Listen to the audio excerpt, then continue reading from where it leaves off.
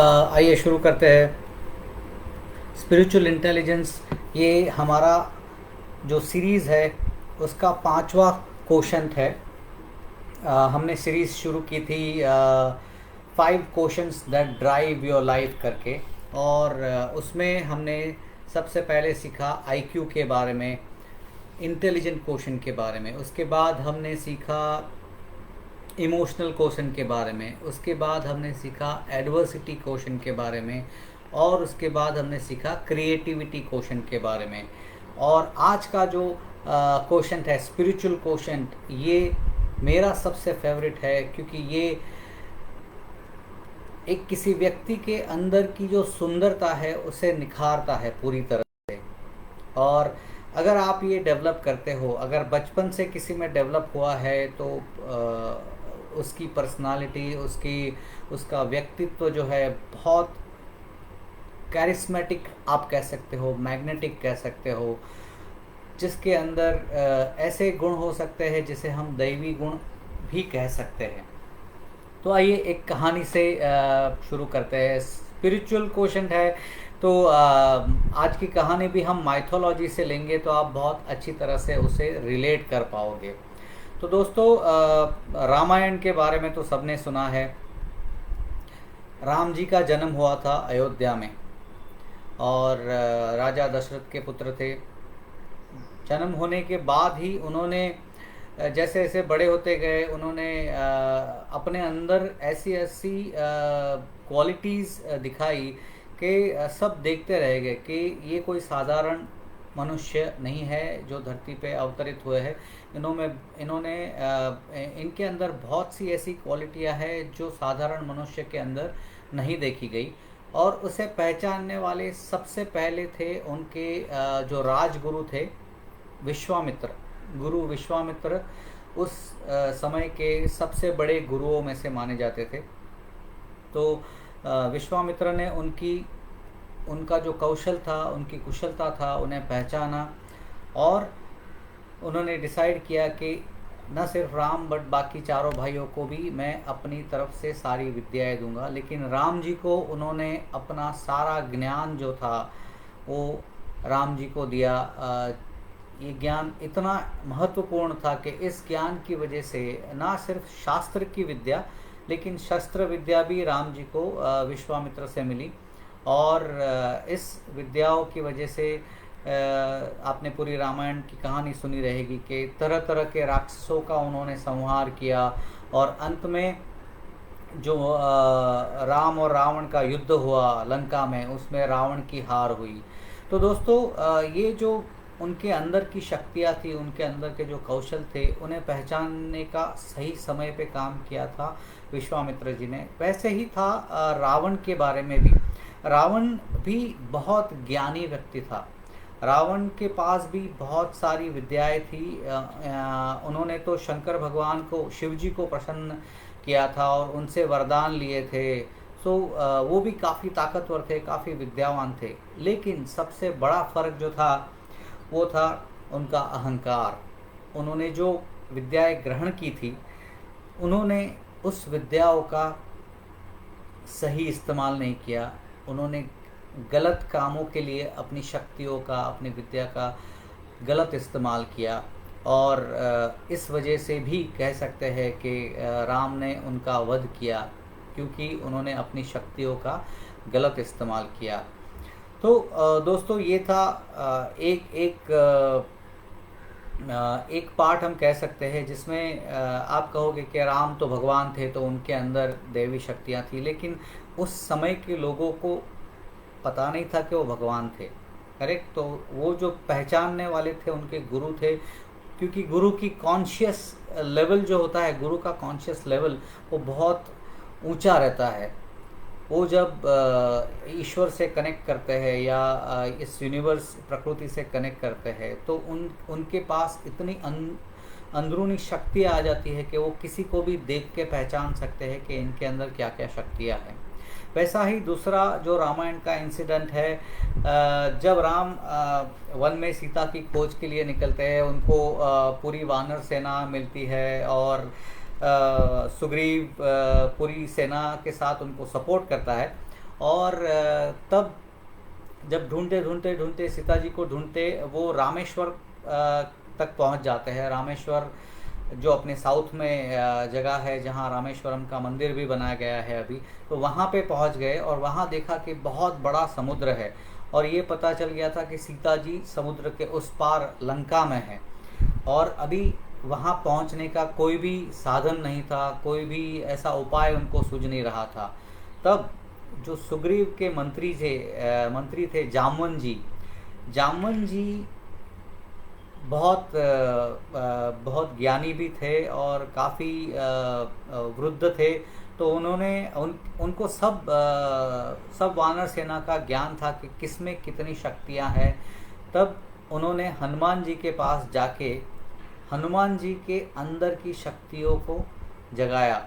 ये कहा जाता है कि हनुमान जी को उन्होंने अपने बचपन के बारे में याद दिलाई कि हनुमान जी जब आप छोटे थे तब आपने सूरज को भी निगलने की कोशिश की थी। आप इतने नटखट थे कि आपको लगा इस सूरज को भी मैं निगल जाऊं अपने अंदर।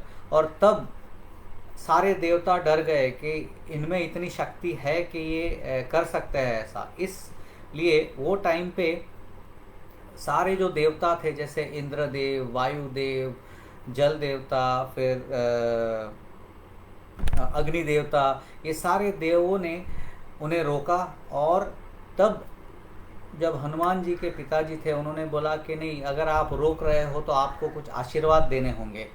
तब सारे देवताओं ने मिलके हनुमान जी को आशीर्वाद दिए थे कि ना आपको जल डुबा पाएगा, ना आप अग्नि से आपको कुछ हानि होगी, और वायु जैसे पवन, इसलिए उनको पवन पुत्र कहा जाता है कि आप हवा की गति से उड़ सकोगे।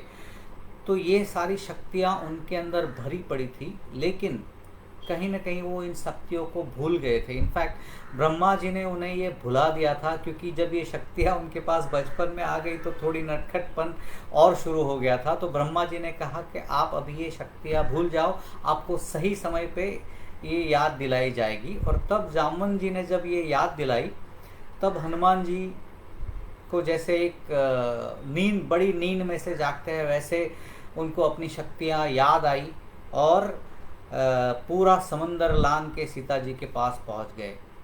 तो दोस्तों, ये दोनों कहानी कहने का तात्पर्य ये है कि हम सब के अंदर, हर इंसान के अंदर भगवान ने कुछ न कुछ शक्तियाँ प्रदान की है, लेकिन ये शक्तियाँ सोई हुई है। इसे पहचानने की, इसे जगाने की ज़रूरत है। और या तो आप खुद उसे पहचान के जगाओ, या आपको कोई ऐसा गुरु चाहिए जो आपको जगा सकता है। तो दोस्तों, स्पिरिचुअलिटी की जो हम बात कर रहे हैं, जैसे हमने आईक्यू के बारे में सुना, तो आईक्यू इज़ नथिंग बट सोचने के बारे में। तो उसे हम एक छोटी टर्मिनोलॉजी में डालेंगे कि IQ is all about I think, EQ is all about what I feel, EQ, that is emotional intelligence, is all about what I feel, मैं क्या फील कर रहा हूँ उसके बारे में है। और SQ, that is spiritual quotient, is all about मैं कौन हूँ, who am I, what am I, यानी मेरे अंदर की शक्तियाँ क्या है, मैं कहाँ से आया हूँ, मैं कौन हूँ, और मेरी कैपेबिलिटीज़ क्या है। ये सारा जानना is a part of self awareness and spiritual development, जिसे हम spiritual quotient या spiritual intelligence कुछ भी कह सकते हैं। तो दोस्तों, जैसे हमने कहा कि जब आप अपने आप के बारे में जागरूक होना शुरू होते हो, तब आपका spiritual quotient डेवलप होना शुरू होता है। किसी ने एक बहुत बढ़िया कोट कहा है, मुझे नाम याद नहीं है ऑथर कौन है। उन्होंने कहा है कि we are not physical being, हम एक फिज़िकल शरीर नहीं है जिसे स्पिरिचुअल एक्सपीरियंस हो रहा है। We are not a physical being having a spiritual experience, we are a spiritual being having a physical experience. हम कोई फिज़िकल बॉडी नहीं है जिसे आध्यात्मिकता का अनुभव हो रहा है। हम एक एक शरीर नहीं है जिसे आध्यात्मिकता का अनुभव हो रहा है। हम वो चैतन्य शक्ति, हम कह सकते हैं इसे आत्मा, या जो हमारे शरीर को चलाती है, जो हमारे मन को चलाती है, जो हमारी बुद्धि को चलाती है, वो एक चैतन्य शक्ति है जिसे शारीरिक अनुभव हो रहा है। बहुत ही सुंदर बात है ये। अगर आप गहराई में इसे सोचो तो आपको इसके बहुत यानी एक एक स्पिरिचुअल अनुभव होने लगेगा आपको कि आप सच में क्या हो, और आप इस धरती पे जो अवतरण हुआ है हम सबका, वो किस वजह से हुआ है। दोस्तों, जब हम स्पिरिचुअलिटी की बात करते हैं तो बहुत सी कन्फ्यूजन प्रिवेल करती है दुनिया में कि हाँ, स्पिरिचुअलिटी यानी आप रिलीजन की बात कर रहे हो। जी नहीं, रिलीजन और स्पिरिचुअलिटी में बहुत बड़ा अंतर है। रिलीजन हमेशा किसी न किसी ट्रेडिशन, किसी न किसी रिचुअल से जुड़ा होता है, जबकि स्पिरिचुअलिटी ये इंसानियत से जुड़ी है। इंसान को इंसान बनाने की जो बात हम करते हैं, जब वो प्रोसेस शुरू हो जाती है उसे हम स्पिरिचुअलिटी कहेंगे। इसे और अगर डिटेल में समझेंगे कि किसी की भी अंदर की अपनी क्षमता जो होती है उसे जब वो जानने लगता है, उसे वो समझने लगता है, और उस क्षमता का सही इस्तेमाल करने की उसमें बुद्धिमत्ता आ जाती है, तब कह सकते हैं कि ये व्यक्ति बहुत स्पिरिचुअल है, या इसमें स्पिरिचुअल इंटेलिजेंस ज़्यादा है। तो ऐसे क्या हो सकता है, जैसे हम कैरेक्टरिस्टिक कह सकते हैं या लक्षण कह सकते हैं, क्योंकि कोई भी कहेगा कि अरे ऐसे व्यक्ति को पहचाना कैसे जाए। तो उसके मैं कुछ एक 7-8 उदाहरण या फिर 7-8 लक्षण देना चाहूँगा, जो मुझे लगता है कि ये लक्षण अगर किसी भी व्यक्ति में है तो वो बहुत ही स्पिरिचुअल व्यक्ति है, या अपनी स्पिरिचुअल जर्नी में वो काफ़ी आगे बढ़ चुका है। तो सबसे पहला, जो भी व्यक्ति बहुत स्पिरिचुअल है उसका हृदय जो है, उसका हृदय पूरी मानव जाति के लिए या इस प्रकृति के लिए हमेशा प्रेम से भरा होगा। उसके हृदय में कभी किसी चीज़ की घृणा नहीं होगी, किसी के बारे में नफरत नहीं होगी। वो हर आदमी को, हर प्राणी को, पूरी प्रकृति को एक प्रेम की दृष्टि से देखेगा, और अपने आप को भी उस प्रकृति का एक अंश समझेगा। कभी किसी चीज़ के बारे में अहंकार नहीं करेगा वो। दूसरा है, वो हर परिस्थिति में शांत रहेगा। कोई भी परिस्थिति उसे, उसके मन को विचलित नहीं कर पाएगी। जैसे हम अगर शांत तालाब है, उसमें एक छोटा सा कंकड़ डालो तो कैसा पूरा एक वाइब्रेशन हो जाता है, और वैसे ही अगर बाहर से कोई कुछ आके कुछ बोल जाता है तो हमारे मन की परिस्थिति में भी वैसे वाइब्रेशंस आते हैं। बट ऐसा व्यक्ति जो स्पिरिचुअली अलाइंड है, उसे कोई फ़र्क नहीं पड़ेगा, चाहे उसे कोई तारीफ़ करे, चाहे उसे कोई गाली दे, उसके लिए दोनों समान होंगे। वो बहुत ही ज्ञानी होगा और गुणी होगा। ज्ञान का मतलब मैं एकेडमिक ज्ञान की बात नहीं कर रहा हूँ। उसको हर दिशा यानी हर सब्जेक्ट का कुछ न कुछ ज्ञान हो सकता है। मैं ये नहीं कहता कि वो हर सब्जेक्ट में मास्टर हो सकता है, लेकिन सबसे बड़ा ज्ञान उसे अपने आप के बारे में होगा, उसे ईश्वर के बारे में होगा, उसे इस प्रकृति के बारे में होगा, इस प्रकृति की अरेंजमेंट के बारे में होगा, उसे मानव स्वभाव के बारे में होगा, उसे अलग अलग बिहेवियर्स के बारे में होगा, उसे मानव जाति या प्रकृति की उत्पत्ति और उसका जो क्रम है उसके बारे में होगा। सो इस तरह का नॉलेज जब बढ़ने लगता है तभी भी व्यक्ति एक स्पिरिचुअल व्यक्ति की तरह बिहेव करता है, जिसका स्पिरिचुअल क्वोशंट बहुत ज़्यादा हो। वो हमेशा आनंद में रहता दिखाई देगा। उसके चेहरे पे आपको कभी ऐसे मैं झुर्रिया नहीं कहूँगा, लेकिन उसके चेहरे पे कभी आपको ज़्यादा गुस्से वाला चेहरा या फिर चिंताजनक चेहरा ऐसा आपको नहीं दिखाई देगा। वो हमेशा हंसता हुआ, हमेशा स्माइलिंग नज़र आता रहेगा, क्योंकि वो अंदर से जब शांत है तो उसकी चेहरे की मुस्कान खोने का कोई संबंध ही नहीं उठता। तो हमेशा वो शांत और हंसता हुआ नज़र आएगा। उसमें बहुत सी पवित्रता होगी। वो किसी को भी गलत नज़र से या गंदी नज़र से नहीं देखेगा, क्योंकि उसके अंदर वो आध्यात्मिकता जागी हुई रहेगी, सेल्फ अवेयरनेस जागी हुई होगी। तो उसका मन भी बहुत पवित्र हो गया रहेगा। वो बहुत मैं ये कहूँगा कि ज़्यादा उनको कोई गलत विचार अपने अंदर आने नहीं देंगे, हमेशा दूसरों के अच्छे के बारे में सोचेंगे, उनका मन हमेशा पवित्र रहेगा।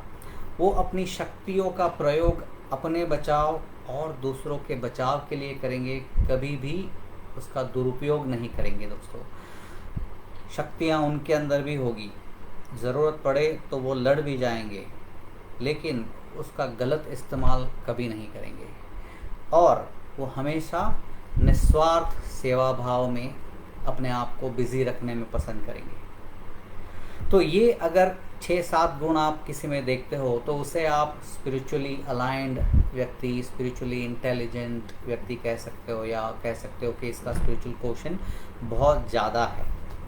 तो अगर आप कहोगे कि हम अपने अंदर ये स्पिरिचुअल क्वोशेंट या स्पिरिचुअल इंटेलिजेंस को कैसे बढ़ाएं, बहुत सिंपल सी प्रैक्टिस है जो मैं भी खुद करता हूँ। मैं नहीं कहता हूँ कि मैं बहुत स्पिरिचुअल हूँ, लेकिन मैंने वो जर्नी शुरू की है, क्योंकि कहीं ना कहीं ये जो खोज रहती है, ये क्यूरियोसिटी रहती है, वो मेरे अंदर भी जाग उठी है कि इस पूरे ब्रह्मांड का रहस्य क्या है, हम मानव जाति का रहस्य क्या है, हम कहाँ से आए हैं, हमारा यहाँ आने का तात्पर्य क्या है। जब ऐसे सवाल आपके अंदर आने लगते हैं तो आप वो खोज शुरू कर देते हो, और कहीं ना कहीं वो खोज आपको एक स्पिरिचुअलिटी की तरफ लेके जाती है। तो सिंपल प्रैक्टिसेस है जो मैं करता हूँ, और मैंने देखा है कि जो स्पिरिचुअल व्यक्ति होता है वो भी हमेशा करते रहता है। तो एक तो है मेडिटेशन। रोज़ कम से कम 10 से 15 मिनट ध्यान में बैठ के अपने मन को शांत करना है और अपने आप को ऑब्जर्व करना है, क्योंकि self awareness is foundation of any spiritual journey.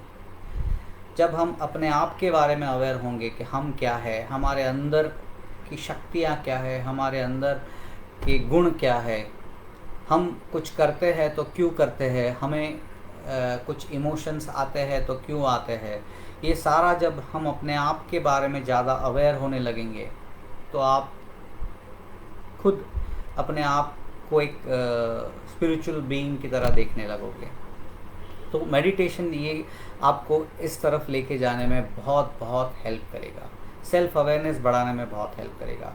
दूसरा है, हर रोज़ किसी न किसी को, चाहे कितनी भी छोटी हो, मदद करे, चाहे वो फैमिली मेम्बर हो, चाहे वो दोस्त हो, वो कलीग हो, वो बॉस हो, कस्टमर हो, कोई भी हो, नेबर हो, या इवन एनिमल्स हो, या कोई संस्था हो। आप किसी भी तरह से छोटी मदद रोज़ करें, चाहे वो पैसे की ना हो तो आप उसे टाइम दे सकते हो, उनसे बातें कर सकते हो, जिस तरह से भी आप कर सकते हो उनको मदद कीजिए। एक 5 मिनट, 10 मिनट, या कुछ पैसे, या आपका समय, या जो भी है, आप जिस तरह से भी दूसरे की हेल्प कर सकते हो ये ज़रूर करें। बहुत बहुत ज़रूरी है अपने अंदर की आध्यात्मिकता को जगाने के लिए, अपने अंदर एक अलग खुशी को महसूस करने के लिए।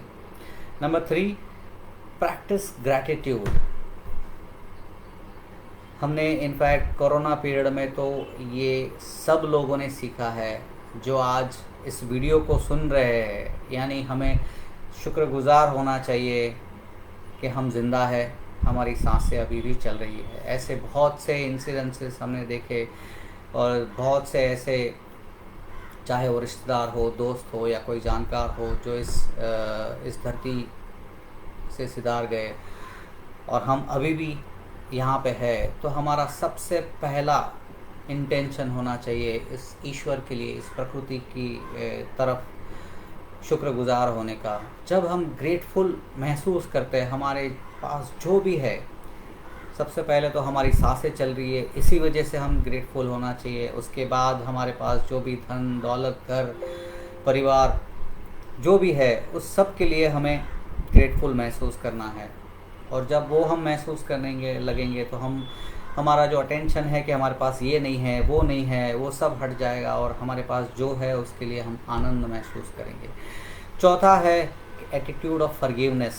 अगर किसी ने आपको हर्ट किया है, उसे फॉरगिव कर दीजिए, उसे माफ़ कर दीजिए, जाने दीजिए। लेट गो का एटीट्यूड अपनाइए, फॉरगिव एंड फॉरगेट का एटीट्यूड अपनाइए और अपने आप को हल्का कर दीजिए। बोझा सर पे रखने से दूसरों से ज़्यादा आपको नुकसान होता है, ये समझ लीजिए दोस्तों। तो फॉरगिव एंड फॉरगेट का अप्रोच हमेशा आपको ज़्यादा हेल्प करेगा, ना कि दूसरों से ज़्यादा आपको हेल्प करेगा। किसी ने हर्ट किया है तो वो तो हर्ट करके चला गया, लेकिन उस हर्ट को आप अंदर ही अंदर दबाए रखते हो या अंदर ही अंदर उसकी वजह से दुखी हो रहे हो, तो ऐसा मत होने दीजिए। Forgive and forget. पांचवा है बी एम्पथेटिक। सिंपथी नहीं, एम्पथी दिखाइए। अपने आप को दूसरों के पोजीशन में रख के देखिए कि दूसरे क्या फील करते हैं। और जब आप एम्पथेटिक होगे तो आपके रिलेशन, आपके संबंध इतने सुंदर हो जाएंगे कि ज़िंदगी के आनंद के द्वार खुलने लगेंगे दोस्तों। संबंध ये सबसे बड़ी खुशी का रीज़न है। अगर किसी व्यक्ति के पास पैसा नहीं है लेकिन उसका पूरा परिवार उसके साथ है, उसके परिवार का प्रेम उसके साथ है, उससे बड़ी कोई चीज़ नहीं है दोस्तों। पैसा आ भी जाता है लेकिन संबंध एक बार ख़राब हो गया, चला गया, तो उसे संवारने में शायद लोगों की ज़िंदगियाँ ख़त्म हो जाती हैं। तो एम्पथी जब आप रखोगे तो उससे संबंध बहुत सुंदर होंगे, वो आपको हमेशा आगे बढ़ने में भी मदद करेंगे। और डेवलप लव एंड एक्सेप्टेंस। प्रेम, जैसे हमने पहले भी कहा, उस व्यक्ति में प्रेम तो होना ही चाहिए, ना सिर्फ दूसरों के लिए